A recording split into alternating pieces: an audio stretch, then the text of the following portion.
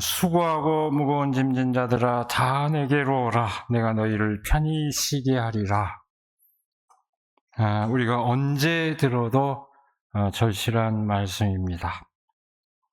저마다 짊어진 짐이 없다고 할 수 있는 사람이 누가 있겠습니까? 수고하지 않은 사람이 없고 짐을 지지 않은 사람이 없습니다. 삶 자체가 전적으로 고통일 수는 없지만 고통 없는 삶은 또한 없습니다. 그러기에 이 말씀은 언제나 우리에게 절실하게 다가오는 그런 말씀입니다. 거기까지 하고 끝났으면 좋을 텐데 말씀의 의미를 더 깊이 헤아리기 위해서 이 말씀을 부득이 그 맥락에서 그 의미를 새겨볼 수밖에 없습니다. 이 말씀은 기록된 배경과 그 관련된 그 역사적 맥락 그리고 더불어 바로 이 말씀 자체의 맥락에서 그 뜻을 더욱더 분명히 우리가 헤아릴 수 있습니다. 이 역사적인 맥락은 거시적인 배경 가운데서 이 마태 공동체가 처해 있던 그 처지를 알 수 있게 해주고 이 말씀 자체의 맥락은 그 공동체가 그런 상황 속에서 자기 스스로를 어떻게 인식했는지 하는 것을 보여줍니다. 먼저 이 거시적인 그런 배경을 살펴볼 것 같으면 이 말씀의 큰 배경입니다. 보면은 이 마태복음이 기록된 정황, 그리고 이 말씀의 청중이 누구였는지는 되게 분명합니다. 마태복음은 이른바 유대전쟁, 다시 말해서 로마가 유대 국가를 완전히 멸망시킨 그 전쟁 직후 상황에서 오늘날 치면은 팔레스타인 북부, 시리아 남부의 유대계 그리스도인 공동체에서 기록되고 읽힌 것으로 알려져 있습니다. 그 청중이었던 유대계 그리스도인들은 두 가지 고통 상황 가운데 있었습니다. 유대계 그리스도인이라는 이름 자체가 그 고통의 상황을 함축하고 있습니다. 하나는 극한의 전쟁과 그에 이은 유대민족, 그 유대 국가의 멸망 상황입니다. 초기 그리스도인 대부분은 유대인이었기 때문에 유대인으로서 정체성은 여전히 삶을 규정하는 중요한 요건이었습니다. 사고방식과 의식상의 문제, 거기에 그치는 것이 아니라 짓밟힌 민족의 그 백성으로서 실질적인 테러의 위협 가운데 고통을 겪어야 했던 그런 상황을 뜻합니다. 또 하나의 문제는 소위 정통 유대인들로부터 박해였습니다. 유대 전쟁 직후에 정통 유대인들은 유대교의 정통을 확립하고자 애를 썼습니다. 형식의 어떤 국가 민족을 보존하는 형식이 없을 때 종교적 형식을 강화하게 되어 있는데 그때 가장 걸림돌이 되는 사람들이 누구였을까요? 예수라는 사람을 따르는 그리스도인들이었습니다.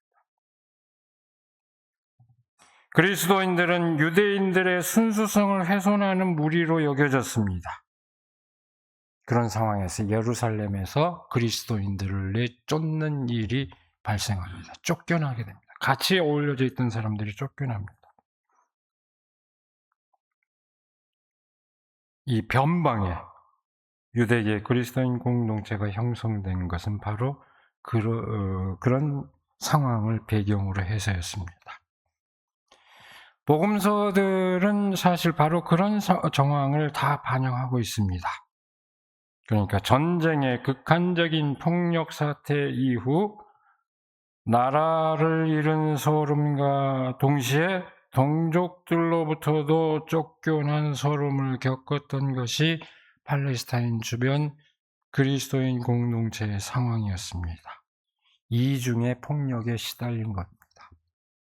대개 사회에서 겪는 그 차별이라고 하는 것은 예나 지금이나 항상 복합적입니다. 그래서 포괄적 차별금지법이 필요한 이유도 거기에 있습니다. 차별은 단일한 이유로만 발생하는 게 아니고 항상 겹치고 겹쳐서 차별이 강화되기 때문에 그런 그걸 보호하는데도 포괄적인 그런 기준이 필요한 법입니다. 어쨌든 이렇게 이중의 폭력 상황에 시달렸습니다. 그런 상황은 당시 유대계 그리스도인 공동체에 공통되는 상황이었지만 그 폭력적인 상황, 특히 전쟁과 그 직후의 폭력적 상황을 가장 잘 드러내주고 있는 복음서가 바로 마태복음서입니다. 오늘 본문 말씀은 1차적으로 바로 그런 배경 가운데서 나온 말씀이라는 것을 이해할 때 그 의미가 더욱더 생생하게 실감됩니다. 수고하고 무거운 짐을 진 사람은 모두 내게로 오너라. 내가 너희를 쉬게 하겠다. 나는 마음이 온유하고 겸손하니 내 멍에를 메고 나한테 배우라. 그러면 너희는 마음의 쉼을 얻을 것이다. 내 멍에는 편하고 내 짐은 가볍다. 이 말씀이 그런 상황 가운데 처해 있는 사람들에게 얼마나 절실하게 다가왔겠습니까? 이 말씀은 바로 그 폭력적 상황으로부터 해방을 선언하는 말씀입니다. 이방인들로부터 당하는 폭력, 더불어서 동족들로부터 당하는 폭력, 그것에서 벗어나 진정한 평화와 안식을 누리게 되리라는 것입니다. 오늘 본문 말씀은 그와 같은 거시적 배경 가운데서의 그 의미뿐만 아니라 두 번째 측면으로 오늘 말씀 자체의 맥락에서도 또한 중요한 의미를 지니고 있습니다. 그 문맥에서 볼 것 같으면 본문 말씀이 기록된 그 문맥에서 보면 이 공동체 구성원들이 그리스도인으로서 어떤 자유의식을 지니고 있었는지 잘 드러납니다. 오늘 본문 말씀은 크게 세 가지 내용을 포함하고 있습니다. 하나님의 진실이 지혜 있고 똑똑한 사람들 대신에 어린아이들에게 드러난 것에 대한 예수님의 감사기도 25절에서 26절 말씀입니다. 그 다음에 하나님의 뜻을 온전히 구현하신 예수님 스스로의 자의식 27절 말씀입니다. 그리고 우리가 가장 절실하게 느끼는 그 말씀, 진정한 평화로 이끄는 당신의 길로 따르라는 말씀으로 이어집니다. 이렇게 세 토막으로 되어 있습니다. 처음 두 마디의 말씀은 누가복음에 거의 그대로 반복됩니다. 누가복음 10장 21절에서 21절을 보면은 문자적으로도 거의 일치합니다. 그리고 그 맥락도, 문맥도 거의 유사합니다. 마태복음에, 오늘 우리가 함께 읽은 이 마태복음의 본문 말씀은 예수님께서 행하신 놀라운 기적의 의미를 깨닫지 못하는 사람들을 보고 탄식하는 그 말씀에 이어집니다. 바로 앞에 20절에서 24절 말씀입니다. 그 말씀에 이어집니다. 그렇게 사람들이 예수님께서 행하신 기적의 의미는 뭘까요? 놀라운 꼭 일들만이 아니라 예수님께서 행하신 그 말씀과 행동, 그 삶 자체입니다. 그 의미를 알지 못하고 있는데 반해서 오히려 어린아이들이 그 의미를 알게 되었다고 감사하는 것으로 오늘 본문 말씀이 시작되고 있습니다. 누가복음은 조금 더 극적인 성격을 띠고 있습니다. 더욱더 분명하게 극적인 성격을 띠고 있기에 그 문맥을 헤아려 봅니다. 예수님의 파송을 받았던 72사람이 예수님의 말씀대로 사람들에게 가서 복음을 전하고 되돌아서 보고하는 장면입니다. 그때 뭐라고 보고를 했을까요? 주님의 이름을 대면 귀신들까지도 우리에게 복종합니다. 놀라운 증언입니다. 그러자 예수님께서 말씀하십니다. 사탄이 하늘에서 번갯불처럼 떨어지는 것을 내가 보았다. 저는 이 말씀을 볼 때마다 통쾌함을 느낍니다. 예수님의 말씀을 세상에 전할 때 사탄이 번갯불에 떨어지는 장면을 예수님은 목격했다고 얘기합니다. 놀라운 사건입니다. 예수님께서 감사드린 일은 바로 그 일이었습니다. 하나님께서 보내신 예수 그리스도 앞에서 사탄이 무력하게 무너진 사건입니다. 사탄이 뭘까요? 사탄은 말 그대로 따지면 대적하는 자, 고발하는 자 이런 뜻을 지니고 있는데 그 사탄은 하나님의 뜻, 예수 그리스도의 길과 다른 세상의 지배 원리를 뜻합니다. 예수 그리스도의 길이 섬김의 길이라면 사탄의 길은 지배의 길입니다. 사탄이 번갯불처럼 떨어지는 일, 그것은 세상 모든 사람을 사로잡고 있던 그 지배의 욕망이 예수 그리스도 앞에서 무너진 사건입니다. 예수 그리스도로부터 새로운 세계, 새로운 역사가 시작되었다는 것을 알리는 사건이었습니다. 예수님께서는 바로 그 일을 두고 하나님께 감사드리고 있습니다. 그런데 예수님께서 하나님께 감사드린 사연은 단지 그 사실 때문만은 아니었습니다. 그 사건의 진실을 철부지 어린아이들에게 드러내 주셨다는 사실 때문에 예수님께서는 더더욱 감사드립니다. 지혜 있고 똑똑한 사람에게는 감추시고 철부지 어린아이들에게 드러내 주신 그 진실을 감사하고 있습니다. 지혜 있고 똑똑한 사람은 세상을 지배하는 원리와 지식에 능한 사람들입니다. 세상에서 절대 미치지 않는 사람들입니다. 영악한 사람들입니다. 바로 세상의 권력자들이며 그 권력자들과 함께하는 사람들입니다. 반면에 철부지 어린아이들은 그 세상에 물들지 않은 사람들입니다. 그렇게 물들지 않은 순진한 사람들입니다. 때묻지 않은 사람들입니다. 영악한 세상의 지배 원리에 능하지 않은 사람들입니다. 바로 이들이 하나님께서 기뻐하는 사람들입니다. 지혜 있고 똑똑한 사람은 세상의 지배 원리에 능하지만 하늘의 일에는 무지합니다. 예수 그리스도의 그 삶의 의미가 무엇인지 도무지 무지합니다. 모릅니다. 반면에 철부지 어린아이는 세상의 지배 원리에는 무지하지만 하늘의 뜻에는 박습니다. 예수 그리스도께서 이 땅에 오신 뜻을 분명하게 깨달은 사람들입니다. 이들 앞에서 사탄은 무력해집니다. 암만 화려한 권세도 이들 앞에서는 무력해집니다. 제가 누차 기회 있을 때마다 얘기를 합니다마는 권력자가 가장 두려워한 사람이 어떤 사람일까요?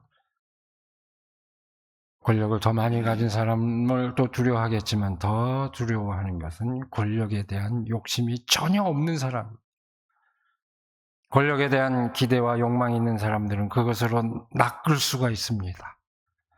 그리고 자기 발 아래 무릎 꿇릴 수 있습니다. 권력에 대한 욕망이 없는 사람은 권력자가 어떻게 할 수가 없습니다. 자유인이기 때문에. 말씀은 예수님의 그 섬김의 원리는 그렇게 사탄을 무력화하는 거예요. 예수 그리스도께서 기뻐하시고 하나님께 감사드린 일은 바로 이것이었습니다. 그리고 이어서 예수님은 또 감사드립니다. 당신의 역할을 확인합니다. 하나님께서 당신에게 고귀한 몫을 맡겨주셨다는 것을 27절에서 확인합니다. 근데 바로 이 문맥에서 등장하는 이 말씀의 의미가 뭘까요? 놀랍게도 철부지 어린아이들이야말로 그 진실을 제대로 알고 있다는 얘기입니다. 다시 한번 확인하는 것입니다. 이로부터 우리는 거꾸로 예수님의 삶 안에서 구현된 하나님의 뜻이 어떤 것인지 거꾸로 헤아려 알 수 있습니다. 철부지 어린아이들이 알 만한 진실이라면 그것이 결코 복잡하고 현란한 그런 것이 아니었다는 것입니다. 너무나 단순한 진실을 예수님께서 보여주셨다는 겁니다.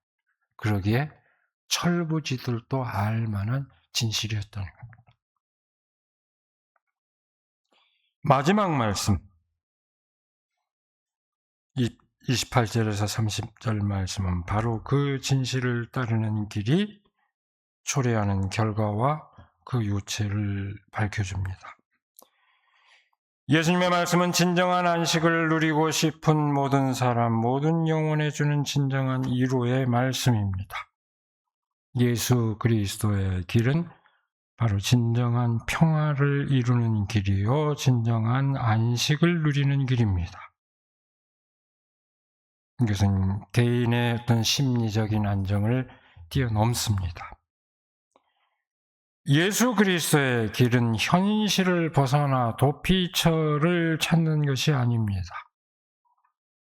예수를 믿는 것은 어딘가 도피하지 않고 삶 자체가 평화와 안식을 누리는 것을 뜻합니다. 평화로운 삶, 안식을 누리는 일상의 삶을 일구는 것을 뜻합니다. 예수님께서는 말씀하십니다. 나는 마음이 온유하고 겸손하니 내 멍에를 메고 내게 배워라. 멍에를 내팽개치라고 말씀하시지 않습니다. 세상에서 살아가면서 우리에게 지어진 멍에와는 다른 멍에를 메라고 말씀하십니다. 그 멍에는 온유와 겸손입니다. 그것은 도피와 방기가 아니라, 도피하거나 외면해버리는 것이 아니라 새로운 삶의 책무, 새로운 삶의 연대성에 대한 적극적인 선택을 말합니다. 예수 그리스도의 길을 따르는 것은 그렇게 짐을 가볍게, 기쁘게 함께 나누어 짊어지는 것을 뜻합니다. 바로 그 길입니다. 이것은 세상이 보장하는 평화와 안식의 조건과 전혀 다릅니다. 모든 것을 움켜쥐려는 강포함과 모든 것을 지배하려는 굴림이 아니라 온유와 겸손입니다. 그것은 단순히 마음의 자세일 뿐 아니라 삶의 자세입니다. 예수님께서 이 강포한 세상과 굴림의 욕망을, 사람들 마음 가운데 도사리고 있는 그 욕망이 지배하는 그 현실을 몰라서 이런 말씀을 하셨을까요? 아닙니다. 세상의 원리가 그렇기에 그것을 뒤바꾸라고 하신 것입니다. 세상의 원리를 따르는 한 전쟁은 끊이지 않고 지금 우리가 보고 있는 현실입니다. 그리고 또한 전쟁터와 같은 일상의 삶 역시 지금 우리가 경험하고 있는 삶입니다. 그런 삶은 계속될 것이라는 얘기입니다.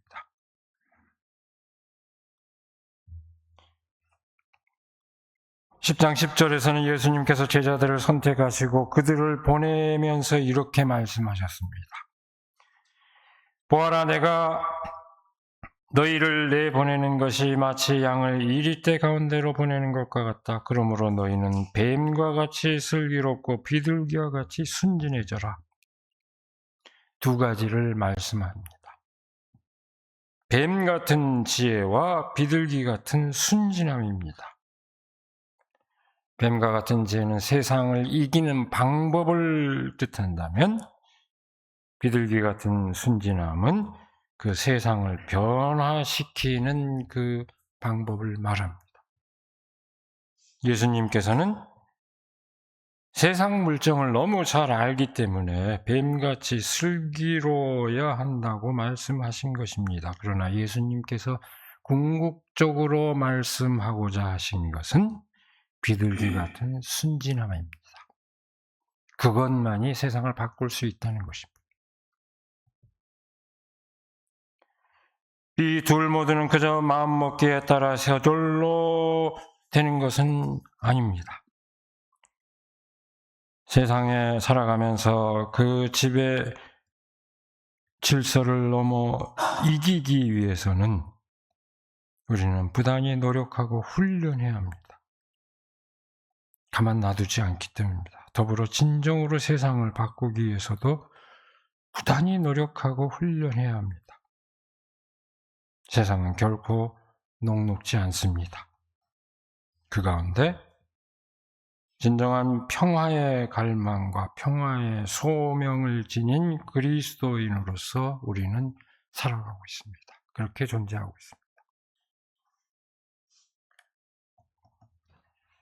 지난 6월 10일 민주화운동 기념관에서 제39주년 60민주항쟁 기념식이 열렸습니다. 그 기념관은 1987년에 박종철이 고문을 당해서 죽은, 요새 정말로 말이 안 되는 스타벅스가 나온 얘기 있죠. 탁신이오 가고 죽었다고 했던 바로 그 현장을 거꾸로 민주화운동 기념관으로 바꿨습니다. 그 현장도 그대로 보존이 되어 있습니다.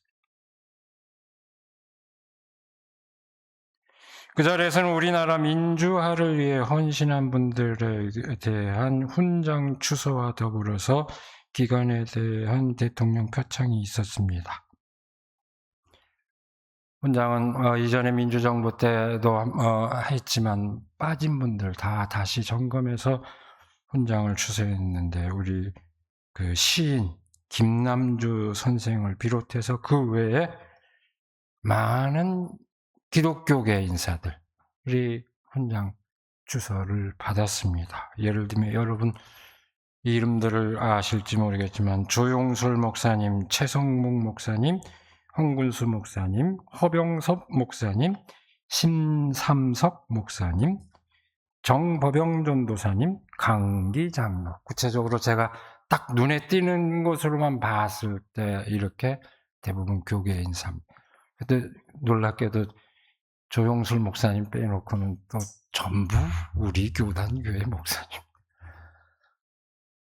이 얘기는 다른 얘기 하려고 하는 게 아닙니다. 거의 이렇게 많은 기독교계의 교계 인사들이 이 나라의 민주주의와 인권을 위해 헌신했다.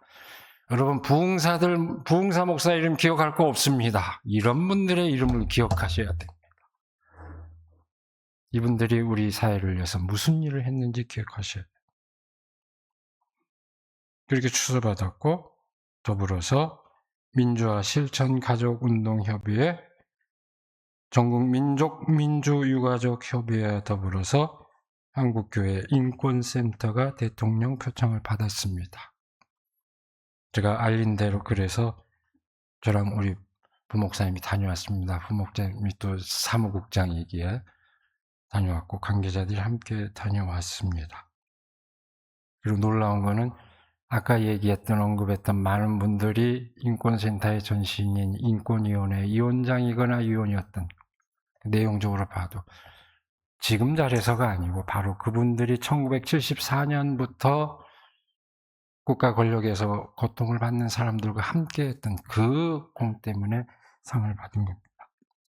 제가 이미 소감을 여기저기 다 했기 때문에 우리 교우들 보셨으리라고 생각합니다만 이 시간에 길게 반복하지 않겠습니다. 저는 느낌이 그랬습니다. 놀라운 일이라고 생각하는데 이게 상 받을 일이 아닌데, 목사들이 우리 할 때, 성의할 때 이거 스톨을 걸치잖아요. 그 스톨의 의미가 뭔지 압니까? 멍해입니다.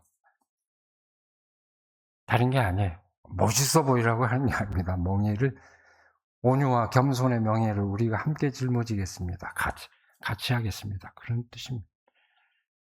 고통받는 사람들과 함께하는 상 받을 일은 아닙니다. 그런데 상을 주겠다니 이게 참 놀라운 일이고, 그것도 대한민국을 대표하는 대통령이 상을 주겠다니 이건 더 놀랄 일입니다. 사실은 왜 놀랄 일이냐? 인권센터의 전신인권위원회는 바로 국가 권력과 맞짱 뜨는 조직이었습니다. 속된 말로 얘기하면. 그런데 국가 권력에 의한 인권 유린의 현실에 대해서 조직하는 것 자체가 용기였다. 떨리는 마음으로 조직했다고 그렇게 얘기합니다. 국가 권력에 의해서 인권 유린을 당하는 그 사람들과 함께 하겠다는 의지로 그랬는데 그 국가가 상을 준다? 놀랄 일 아닙니까? 그건 그만큼 우리 사회가 민주화되었다는 것을 의미하고 적어도 대한민국이 그 뜻을 같이 함께 하겠다는 그 약속이자 의지의 표현이라고 생각이 들어서 의미 있다고 생각이 들었습니다. 그 고난과 헌신을 대한민국 정부가 공로로 인정한 것은 그 뜻에 함께 하겠다는 약속과 의지의 표현으로 고무적인 일입니다. 제가 웃으면서 얘기했습니다. 이 정부가 국가보안법 철폐 의지가 있는가 보다. 훈장 주소된 분의 많은 부분이 국가보안법 위반자이고 저희 인권센터의 공적 가운데도 국가보안법 철폐운동에 헌신했으며 하는 내용이 들어가 있습니다. 살짝 가리고 싶었을 텐데 국가 권력의 입장에서는 그대로 넘기는 거 보면은, 그래서 그것도 참 의미 있는 일이다. 앞으로 봐야 하겠습니다만 어쨌든 고무적인 일입니다. 그 헌신으로 고통을 겪어야 했던 것은 분명하지만 그로 인해서 오늘 대한민국의 민주주의와 평화가 이루어진 것 또한 분명한 진실입니다. 많은 그리스도인들이 그 헌신의 여정에 함께한 뜻이 어디에 있을까요? 아주 단순한 진실의 그 답이 있습니다. 온유하고 겸손한 그리스도의 멍에를 함께 지고자 한 뜻을 따른 데 있습니다. 불의에 저항하고 고통받는 사람들과 연대하는 삶을 지향한 것입니다. 그것이 인간으로서 마땅히 가야 할 길이라는 그 믿음 때문이었습니다. 나는 마음이 온유하고 겸손하니 내 멍에를 메고 나한테 배우라. 그리하면 너희는 마음의 쉼을 얻을 것이다. 내 멍에는 편하고 내 짐은 가볍다. 진실로 이 길을 따르는 것이 평화의 길입니다. 그 길을 따르도록 교회가 앞장서고 우리 그리스도인들이 앞장서야 합니다. 그렇게 나아갈 때 우리는 저마다의 그 일상의 평화로운 삶을 누리게 될 것입니다. 그리스도인으로서 평화의 그 소명에 응답함으로써 우리 모두가 진정한, 그리고 이 세상이 진정한 삶의 평화를 누리게 되기를 시간에 간절히 기원합니다. 기도하겠습니다. 우리에게 복된 안식을 허락하여 주시고 이 시간에 또 말씀을 나눔으로써 진정한 그 안식을 누리는 길이 어디에 있는지 다시 한번 새길 수 있도록 하여 주심을 감사드립니다. 온유와 겸손, 그리고 낮은 자들과 함께하며 그 마음으로 함께하며 또 고통받는 이들과 함께하는 그 삶이야말로 우리에게 진정한 삶의 안식과 평화를 준다는 놀라운 진실을 새기며 우리 모두가 그 삶을 위해서 헌신하고 함께할 수 있도록 인도하여 주시옵소서. 그 가운데서 진정한 삶의 기쁨을 누릴 수 있도록 함께하여 주시옵소서. 우리 주 예수 그리스도의 이름으로 기도드리옵나이다. 아멘.